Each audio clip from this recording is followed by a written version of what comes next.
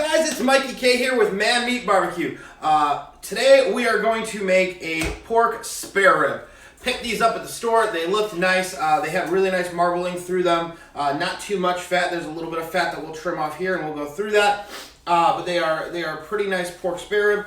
They have kind of straight bones, so they're looking nice. We're going to have some fun and make these up on the cooker today. So we are going to use one of our new Kenshin knives. I'm pretty sure I'm still saying that wrong. I'm horrible at names. So I'm going to open that up. And then I am going to do this. While I am doing this, guys, make sure that if you like these videos, you like, comment, and subscribe. That really does help us quite a bit.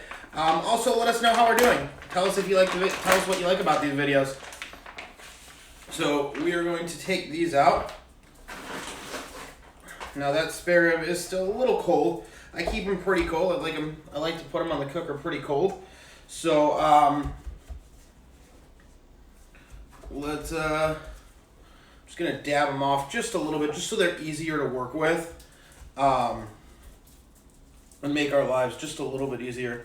Now, if you see this little flap back here, we're gonna take care of that. We're gonna take that completely off, right here. Take that flap completely off. So what we'll do is we'll take a knife, and we're just gonna get right underneath it. And just peel, peel, and peel. It'll be nice and flat, looks nice and pretty.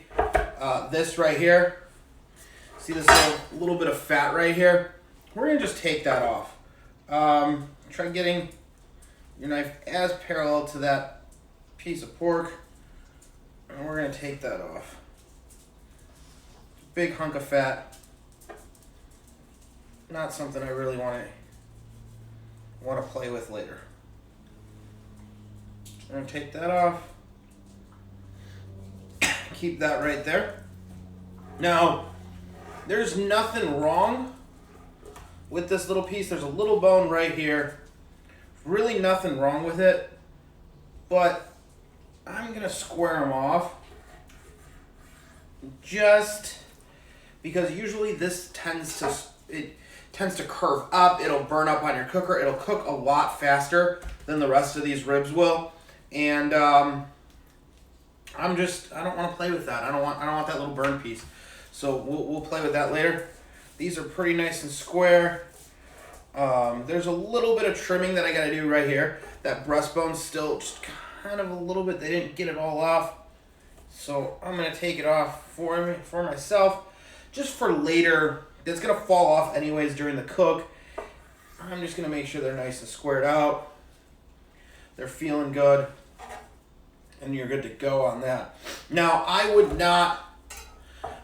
mess with any of this fat here. That's going to be fine. It's going to render out. Also, if you mess with it in any way, shape, or form, what's going to end up happening is you're going to create divots.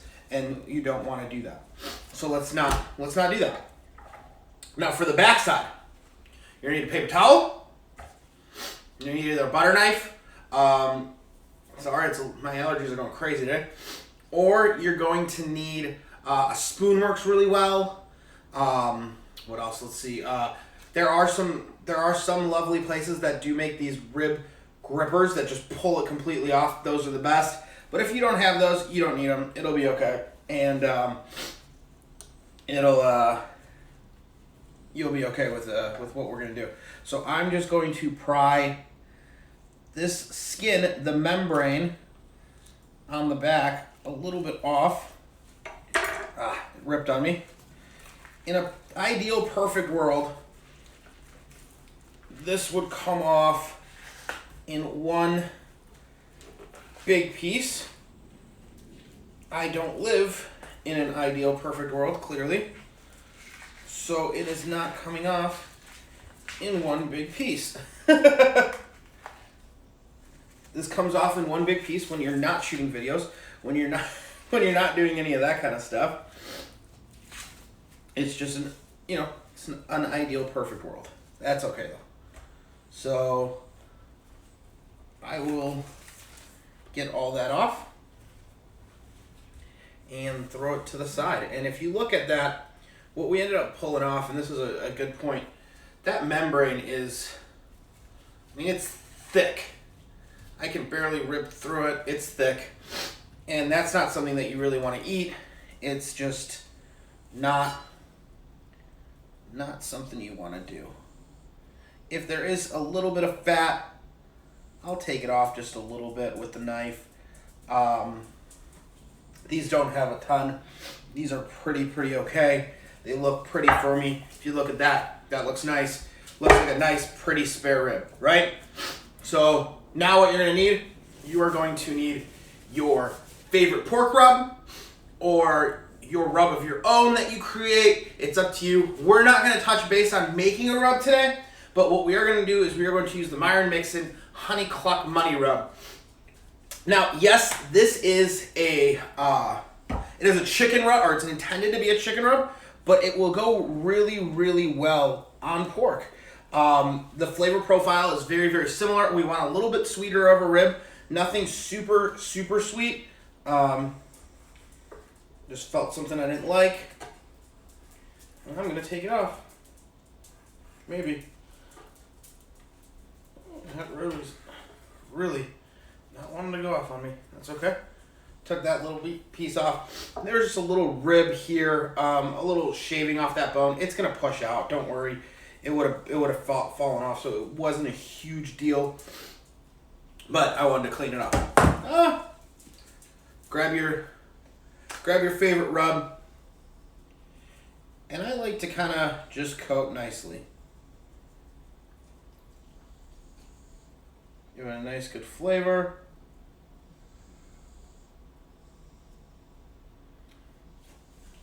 And I don't put anything on my rib.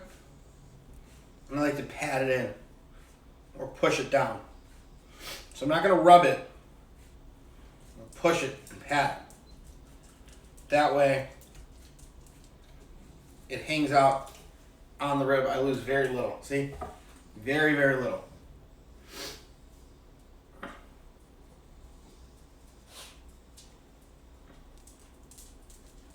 Backside's not quite, you don't have to make it as pretty of a job.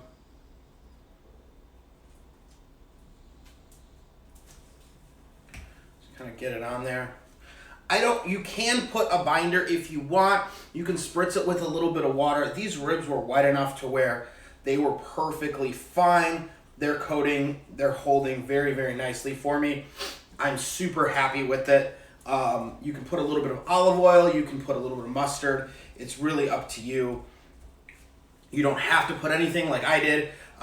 You can just put a little bit of, seasoning and then go from there. But like I said, today we're doing it with the Honey Money Cluck Rub. Sorry, I keep messing that up. It's such a tongue twister. Super hard to say. So we're gonna go see you outside on the cooker, and we'll see you soon. So we are out here at the Big Green Egg. We have it set up to about 250, creeps up to 275. That's kind of where we want to be. We want to be at the 250, 275 range. It's going to be great. Got nice clean smoke. You can see when we open it, it's not pillowing out. It's really pretty. These ribs are looking killer right now. Look at that color. Look at that beautiful color. That mix and rub just gives it such a beautiful color. So we're going to put that right across the middle. Put that right there. And we're going to put that to bed for the next 2 hours to 2 hours and 20 minutes. We're going to come back at that 2 hour mark and see how we're doing, and then we're going to go from there. And then we're going to wrap with a little bit of butter and let it kind of finish out what it's going to be doing. So I will see you guys in about 2 hours.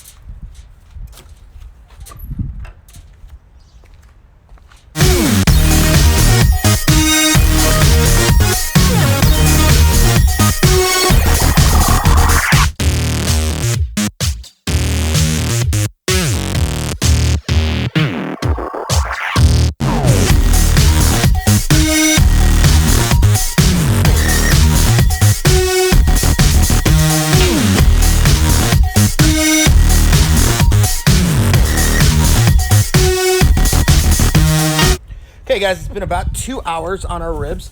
We are running at about 275, and we are super happy with that. We got nice clean smoke. Our ribs are looking fantastic, which you saw in the earlier pan. So what we're gonna do is we're gonna actually wrap our ribs a little bit right here. So we got nice thick foil. We're gonna get a little bit of brown sugar. Sorry, this wind out here is a little bit intense, but we're gonna make it. Maybe we'll make it work. I don't know. As soon as we start putting this stuff down, hopefully this foil will actually work with us. Open this up just a little bit more.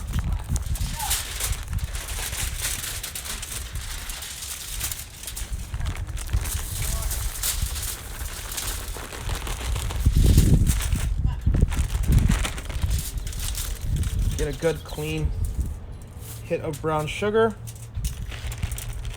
What I'm gonna do is I'm gonna leave that right there so that it holds that down. We're gonna take a little bit of butter. Now you can use Parquet, you can use other butter. I'm just gonna use regular butter here. Like I said, you can use whatever you want. Now what I'm gonna do right here is I'm gonna take a little bit of Barbecue King's Pepper King sauce. So Barbecue King Pepper King sauce, they're a local restaurant here out of Chicago, Illinois. They're actually out of Huntley and Woodstock. I'm gonna add a little bit of this flavor. It has a killer kick to it, and it just has really good flavor, and I like it. So I'm gonna make my spare ribs have that kick to it. So once again, guys, Barbecue King from Woodstock and Huntley, Illinois. It's fantastic. It's some great sauce. We're gonna open those ribs. Look how beautiful those ribs look. I am super stoked about them. Look at that. Now, if you want to clean this up just a little bit, that's coming off the pit. That's perfectly fine. If you're doing competition barbecue, you should have been probably paying attention to this and grabbing those off and cleaning all that stuff off. You clean all these bones up to make sure you have that beautiful hit. Now we are going to put these right here, and we're going to repeat our step. We're going to add a little bit of brown sugar. Not too much, nothing crazy. We're going to add a little bit of butter throughout, and then we're going to add just a little bit again of that Barbecue King Pepper King sauce. It's gonna be fantastic. What you're gonna want to do is you're gonna grab that foil and you're gonna make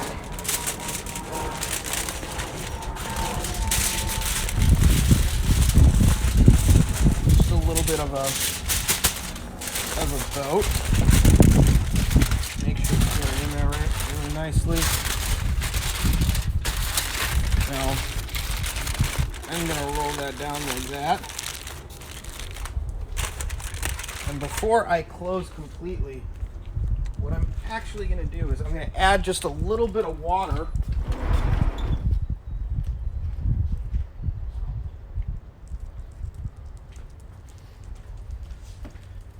Sorry, we forgot the water inside. I'm gonna add just a little bit of water into this mix for me.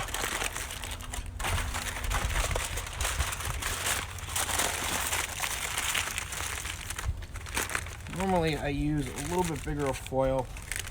It's okay if you don't have it. Wrap it a little bit more. Not a huge deal. Wrap that foil around. Just make sure you get it nice and tight. You just don't want to spill that water. Make sure those bones don't fall out. A little bit falls out, it's gonna be okay. It's barbecue. As long as it tastes good, it's gonna be fine. We're gonna put this back on the cooker for the next 2 hours, and we'll see you when they're done.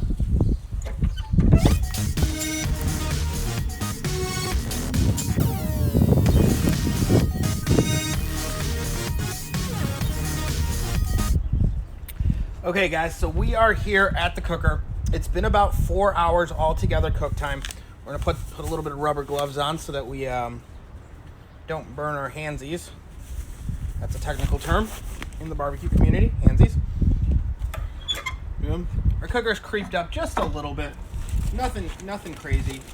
This is still looking really good, really nice.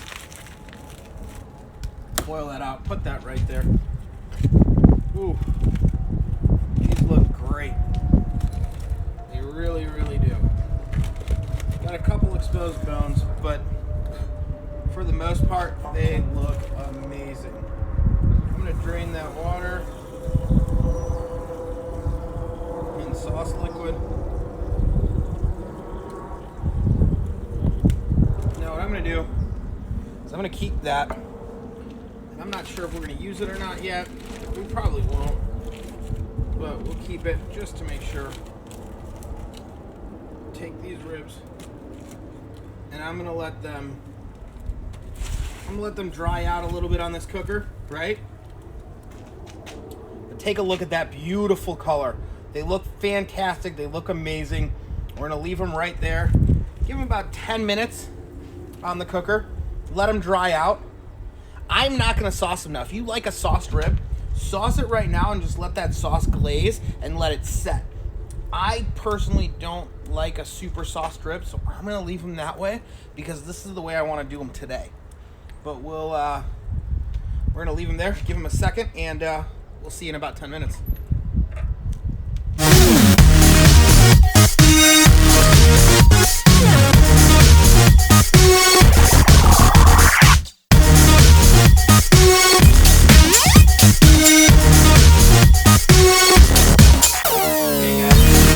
In the kitchen, we took them off the cooker. They're nice and set. Here's our final step. Take that rib.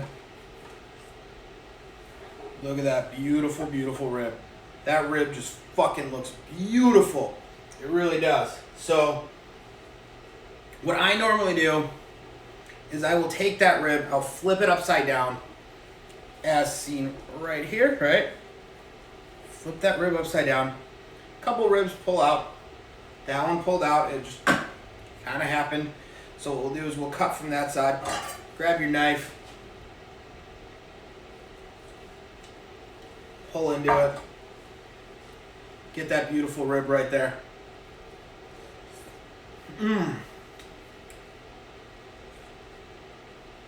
That is a fantastic rib.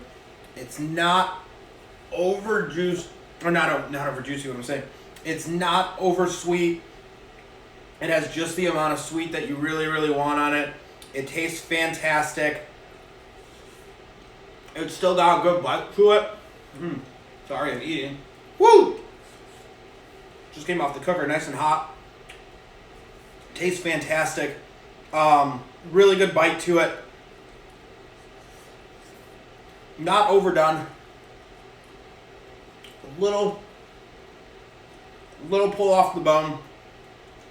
I'm sure these ribs right here will be a little tighter. If you let them kind of rest for a minute, they're going to tighten up just a little bit more. But they are fantastic. You can taste that sauce, that beautiful rub that we use, the Myron Mix and Rub. It was just so fantastic. It gives it that nice sweetness. Barbecue King's pepper rub gives it a really good finished heat. So you get that sweet and then you get that finished heat out of it. Man, there's some good ribs. Let us know what you think. Comment below. Tell us what you think, how you like it. Make sure you subscribe if you're watching this on YouTube. Hit the bell. Yeah, thank you so much, guys. My name's Mikey. I'm with Man Meat Barbecue. You guys have an awesome day, and I hope you guys make some killer ribs. See you guys next time.